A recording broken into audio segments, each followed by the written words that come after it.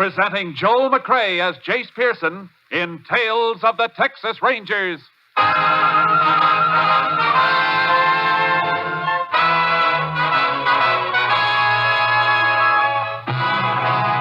of the Texas Rangers, authentic stories from their official files.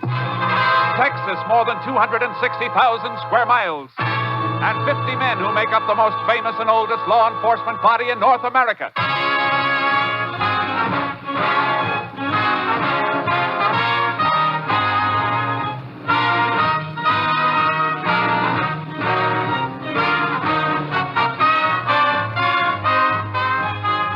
Now, from the files of the Texas Rangers come these stories based on fact. Only names, dates, and places are fictitious for obvious reasons. The events themselves are a matter of record.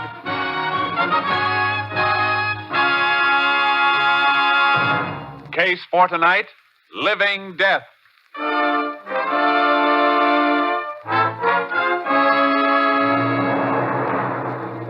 It is 2 a.m. on the morning of October 3rd, 1948. A man stands in the brush on the American side of the Rio Grande, watching another man wading rapidly across the river from the Mexican side. Come on, hurry up. Senor Green? Senor Green, where are you? Over here. And shut up. Oh. I almost fallen. Never mind. You crazy wearing a white sombrero with that moon? What is the harm, Senor Green? Nobody see the ego but you. Don't be too sure of that. Somebody followed me down here. I don't know whether I shook him or not. The border patrol? No. Hijacker, maybe. You got the package? Oh, see. Right here. 20 ounces. Okay, here's your money. 200 an ounce. $4,000. Oh, gracias. Will be another shipment next week. Yeah, I know. I'll meet you here again on the 12th, same time. And be a little more... You all right, amigo? Someone does follow you? Quiet. Sound came from over there. He's moving this way. You'll have to crawl through that clearing first, and the moon's right on it. You going to use a gun? What do you think I got it for? Keep quiet. There he is, coming into the moonlight. Yeah, and he doesn't see us. Just like a sitting duck. Oh! You hit him, senor? Yeah.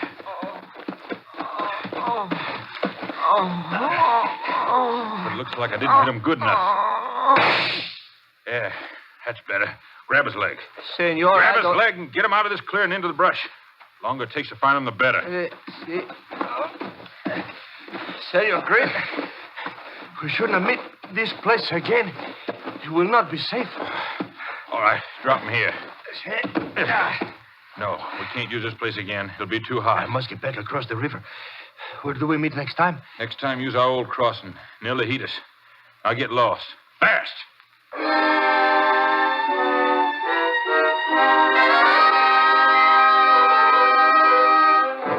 The body of the slain man was discovered, but for 2 months there was no clue to point to his killer. And then suddenly another man was shot to death on the streets of a small town in West Texas, and Captain Stinson of the Texas Rangers radioed Ranger Jace Pearson to meet him at the county morgue.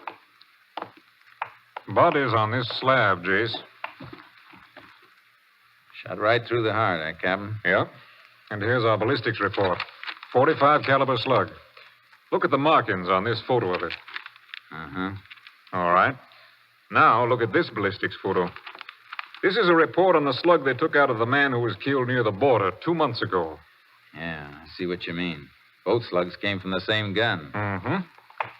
Autopsy report on this man completed yet? It's being typed up. We'll have it in a minute. Clyde Mooney's waiting for it.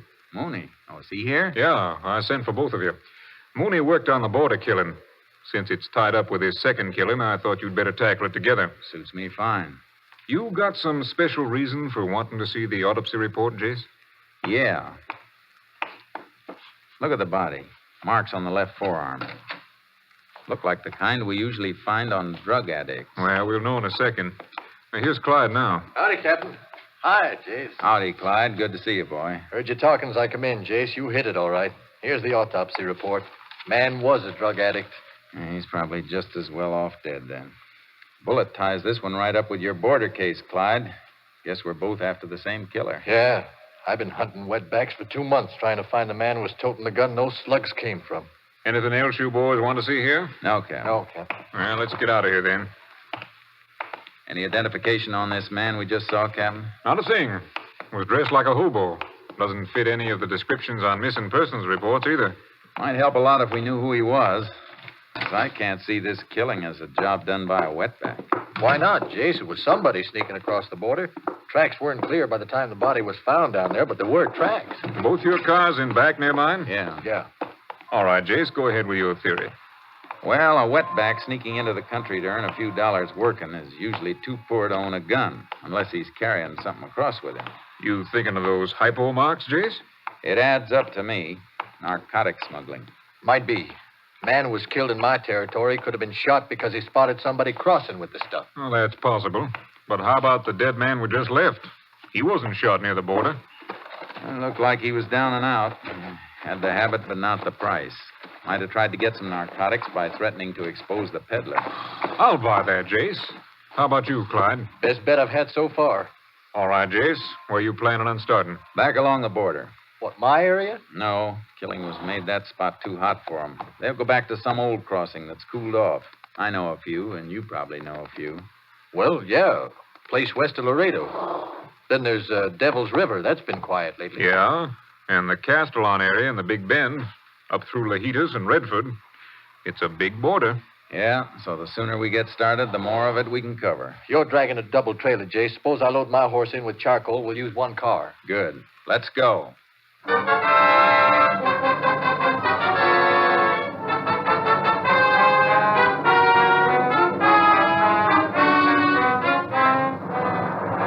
Mooney and I covered the old smuggler crossings one by one. But weeks passed, and we hadn't found anything by the time we reached the Big Bend. We were riding the river near Lajitas. Getting kind of late, Jace. We ought to make camp, turn in. Yeah, might as well quit this spot tomorrow. Move on toward Redford. There's a good campsite ahead, clearing near that clump of honey mesquite. You've got eyes like a cat. We can make radio contact when we get back to the car tomorrow. Captain may have something for us. Yeah. What was it he said he'd check on? Narcotic possession cases. Trying to pin down areas where the drug traffic seems to be the heaviest. Man who's smuggling narcotics must be picking up for a central distributor. Well, it could be just a small operator. Well, small operator's business wouldn't warrant the risk of crossing the border. Whoever makes the pickup is working for a boss. Well, why couldn't he be the distributor making his own pickup? Oh, big boy'd play it safe. Stick somebody else's neck out, not his own. Here we are. Ooh, Charlie. Ooh, boy. You want to get the bedrolls off, Jace? I'll strike a fire, get some chuck cooking. No, let's skip the fire and eat cold. Well, why? We're moving out of here tomorrow. I'd like to watch one more night. It's too quiet here. Haven't been reports of any trouble in this section in almost 3 years. We haven't even spotted a wetback trail. Okay, no fire. Might as well let the horses drink before we hobble them. Come on, Charcoal. Come on, boy. I want to rub Charcoal's legs down tonight. Lechuguilla's been cutting him up. Yeah, I got a few nasty scratches myself. Attaboy. Drink up. You looking for something over there, Jace? Yeah. Let the horses go for a second.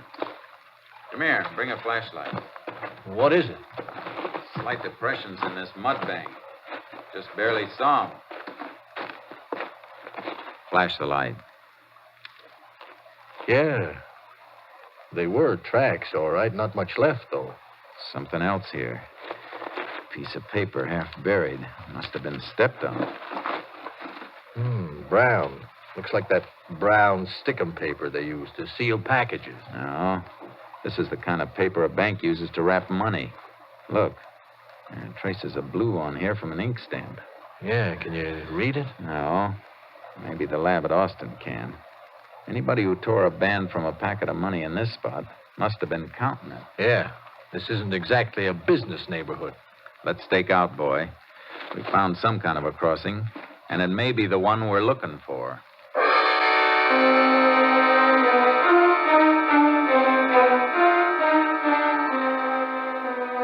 We didn't dare move out of the area. We took turns sleeping and keeping the horses out of sight as much as possible. At night, we crept out along the river, moving slowly under cover. 5 nights now, Jace. Maybe they won't cross again in the same spots. I know. A mile above or below us, and we'd never even see them. We found tracks in a couple of places along here. They might... What? Oh, One of our horses. Thought we had something for a minute. Clyde, that isn't one of ours. It's coming from the wrong direction. Put your ear to the ground. I don't have to. I can hear him coming now. It can't be our horses. They're hobbled, and the one we hear is moving free. Come on. Don't show yourself on the riverside. That's where his contact will come from. Coming now. There's something moving in the water out there. A few hundred yards down. Our horses would have to be up the other way. We'll have to try it on foot.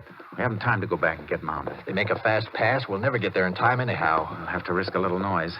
That moving horse will cover our approach until he stops. Step it up. The contact is across to this side by now. I can't see him out there anymore. Wait. The horse is stopping, too. Diego? Oh, here, senor. Come on, give me the stuff. Here's the money. They're not wasting any time, Jace. No. Let's go. Stay where you are! Both of you! Keep going, Diego. Run! Get up, boy! I'll get the one in the river, Jace. Stop that horse! Come out of that water!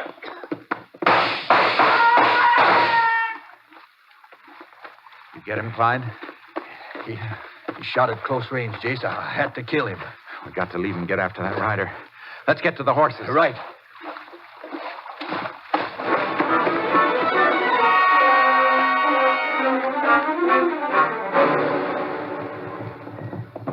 Only we've been 50 yards closer to him back there, Jace.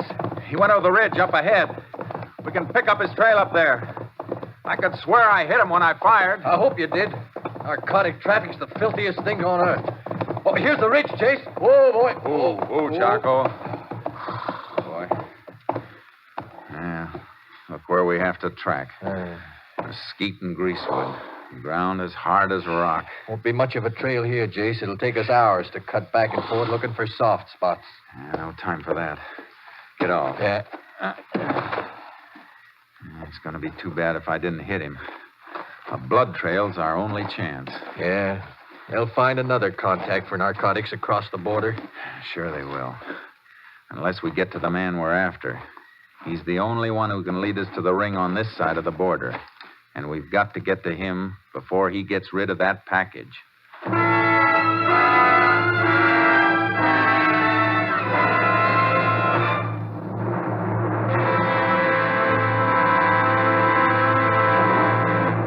You are listening to Tales of the Texas Rangers, starring Joel McCrea as Ranger Jace Pearson.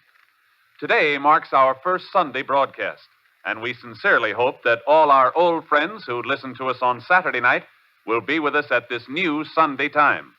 Also, we extend a cordial welcome to our new listeners and hope that you'll be with us every Sunday at this time.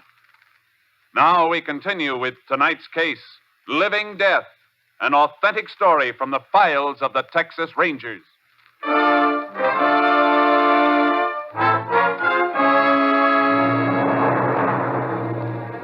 We combed the ground for a blood trail, and we found it. Not much, but enough to follow.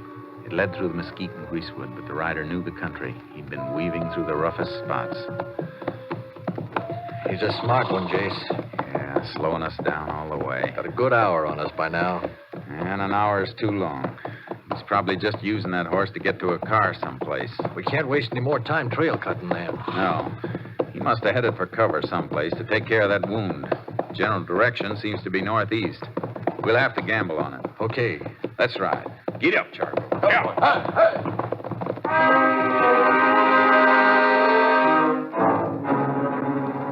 After 2 miles, we reached a road and picked up the trail again.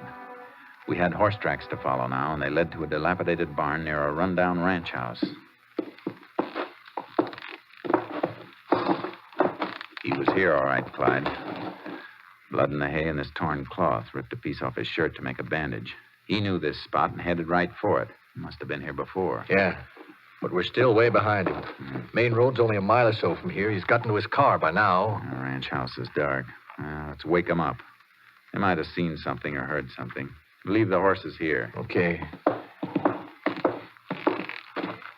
This place sure has gone to seed, Jace. Yeah, it's a big house, falling apart.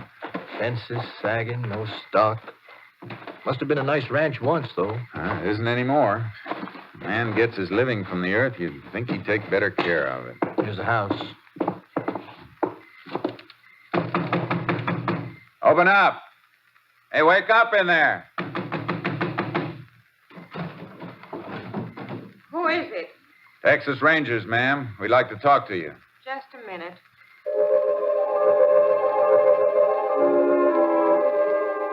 There was an electric power line to the house, but when she opened the door, she was carrying a candle. The inside of the house was almost barren. What do you want?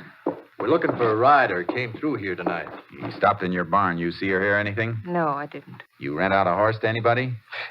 A horse? Ranger, if I had a horse, I'd have sold him for food for my kids. Oh, sorry we have to bother you, ma'am. It's all right. What difference does it make? You know anybody around who... Ma'am, would you mind holding your candle over the mantel of this fireplace? Why? Jace, that picture. The picture was a photograph of a man. The face was younger, full and healthier than when we'd seen it last. But there was no doubt about who it had been. Jace, that's a picture of the man we saw with the cap, the body in the morgue. Oh, no. Take it easy, ma'am. Take it easy. Ma'am, I'm sorry. When? When did you see him? Oh, he can't be dead. He can't be. I'm afraid he is, ma'am. And you'd help us a lot if you'll tell us who he was. Jack Prentice. My husband. Oh, my poor kid. Oh, why didn't you report him missing? Because he left me 2 years ago. He'd sold and lost everything we owned. He was sick, half crazy, acting like a madman. I don't know why I didn't do anything. He'd never been like that before. You got any idea at all what started it? A friend of his. Jack was all right. He was a good husband and father till he took up with Virgil Green. Then he spent more time with him than he did with us. He must have been gambling or something. We had a good place here. Then it was all gone. This isn't going to be easy to take, ma'am. Your husband wasn't a gambler. He was a drug addict. Oh, why didn't he tell me? I begged him to go to a doctor, but he wouldn't. When did you see him last? I told you 2 years ago. When Virgil Green left here, Jack left right after him. You seen this Virgil Green since then? No. You know where Green went after he left here? No, but it must have been Chino. I got a couple of letters from Jack, came from there. And then he stopped writing. Not even a word to his kid. Ma'am, I hate to leave you like this, but we'll see if we can get you some help later on. Nothing can help anymore. Not for me. But I'd beg for my kid. You won't have to. You'll hear from us. Come on, Clyde. We gotta get the boy who gunned her husband, Jace. We gotta get more than one. We gotta get them all. The whole ring. Or there'll be 100 more like her husband, dying slower and worse than he did. You think this Virgil Green is the link? It must be. Fits the cards we've been playing. Jack Prentice couldn't raise money to buy from Green, threatened to expose him, and Green killed him. Then he killed a man near the border, too. Gotta try to pick up Green at Chino. He knew this place. It's a fair bet he's the man we've been chasing. Get up, Charcoal. Oh, boy. Taking him is going to be a pleasure. We can't take him. Not until we find out if he still has that package. We better knock on these ponies until we get to our car. Yeah. Get up, Charcoal.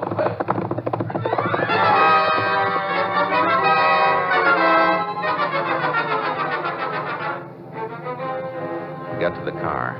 Before we headed for Chino, I put in a phone call to Captain Stinson. All right, Jace. I'll have a ranger plane pick up that bank wrapper and send it to the lab. It may be a bank in Chino. Well, that fits with a few other things. My checkup shows a heavy drug traffic in and around the Chino area. And the town where Prentice was killed is only 60 miles from Chino. Good. That narrows it down.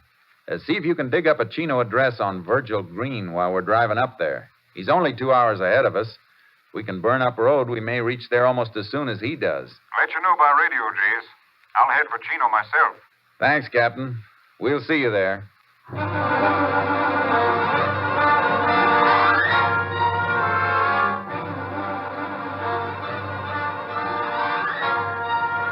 were less than an hour out of Chino when our short wave came through with Green's address.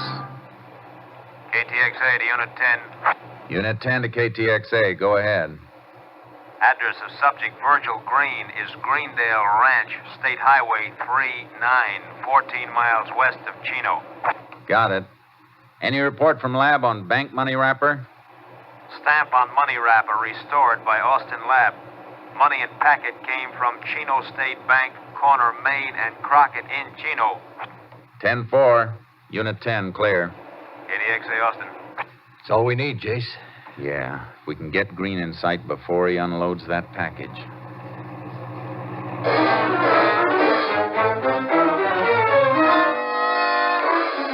It was dark when we reached the Greendale Ranch outside of Chino.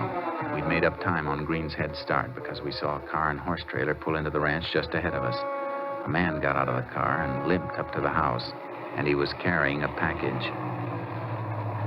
Walks like a man's been shot in the leg, Jace. Yeah. Don't turn in after him. Go on past the ranch. Okay. Where do you want to stop? Where we can watch the house and keep the car shielded. Well, there was some heavy brush on the other side of the road just across from Green's place. All right. Turn around and go back. We'll keep an eye on him from there.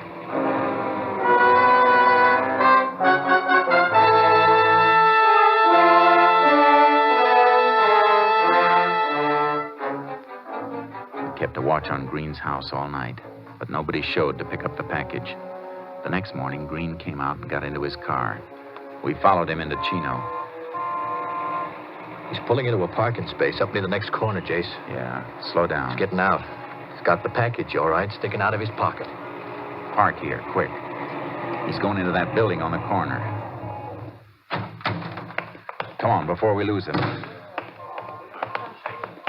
Hey, the street sign, Main and Crockett. And he went in there, Jace. Chino State Bank. That's where the money wrapper came from. Don't go in. Just walk around the corner. We can look through the bank windows.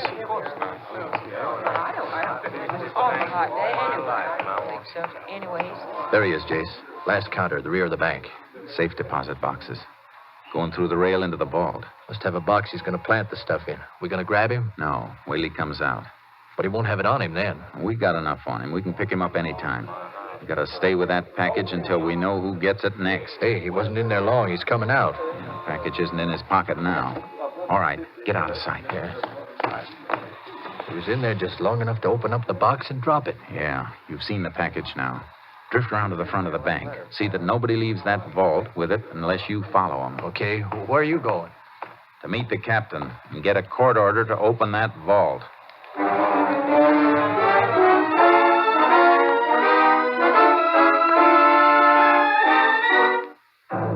We got the order. Then we waited until the bank closed and the employees were out. We got the president of the bank at his home and took him back to open the vault. Narcotics, most distressing, gentlemen. Oh, come in, please. All right. Which box is Green's? 421, right here. Want to open it for us? Why, of course. What? Say. It's empty. Now, couldn't you have made a mistake, Ranger? No. Clyde, are you sure that package wasn't taken out? Positive, Jace. I watched every single person went in or out till the bank closed. Our order covers the rest of these boxes, doesn't it, Captain? Yes. All right. Let's open them all.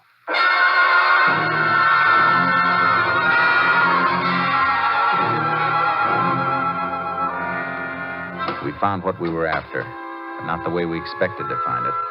The stuff was there, all right, but it had been split up into smaller quantities. The owners of these boxes must be names you have on your list of dope peddlers, then, Captain. I'll check that on the bank records. Yeah, but how'd this stuff get split up?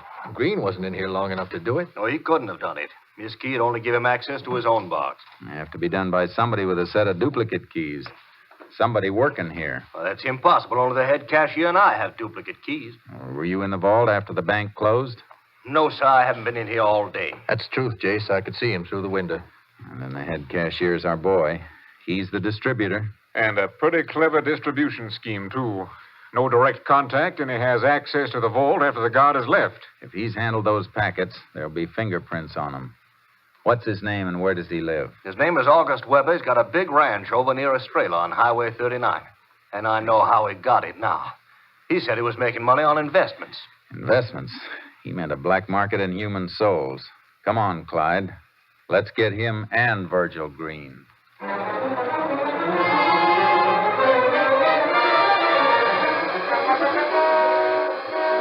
found the house, an elaborate building on a fine ranch. There was another car in the driveway when we pulled up. Hey, Jace, that car in front of the place. Yeah, we're in luck. It's the car Virgil Green was driving. Light around the side of the house by that French door. Maybe they didn't hear us drive in. Good. Let's slip up on that side of the porch and find out. Might be able to take him easy. Don't count on it. Cold-blooded killer like Green. He'd keep on killing as long as he has a gun.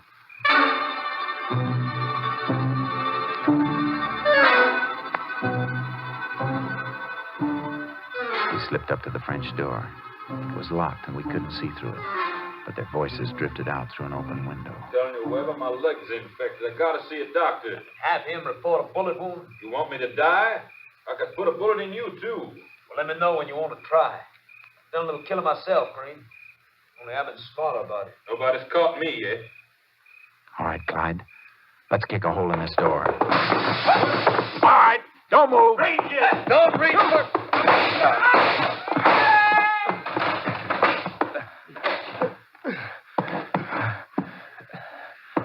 Clyde, you hurt bad? My side. You're hit too, Jace. Blood on your head. Yeah, just a nick. Come on. I'll get you to a hospital. How about them? Leave them for the coroner. They're both dead.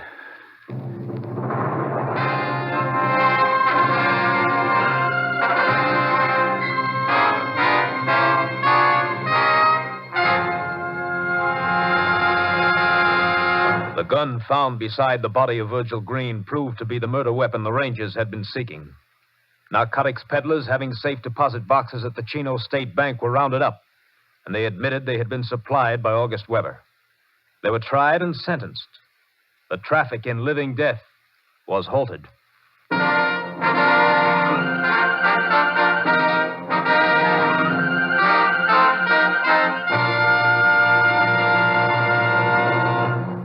And here again is the star of our show, Joel McCrea.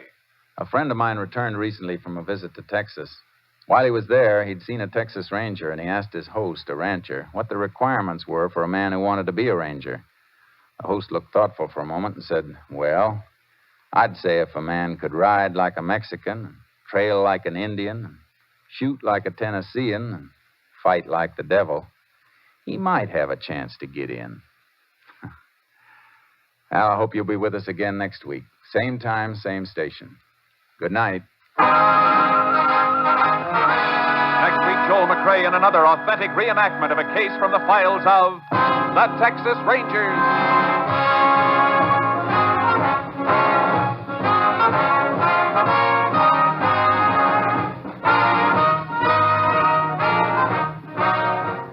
Joel McCrea is currently seen starring in the MGM production Stars in My Crown. Tonight's cast included Tony Barrett, Barney Phillips, Larry Dobkin, Byron Kane, Ken Harvey, and Lillian Buyeff. This story was transcribed and adapted by Joel Murcott, and the program was produced and directed by Stacy Keach. This is Hal Gibney speaking.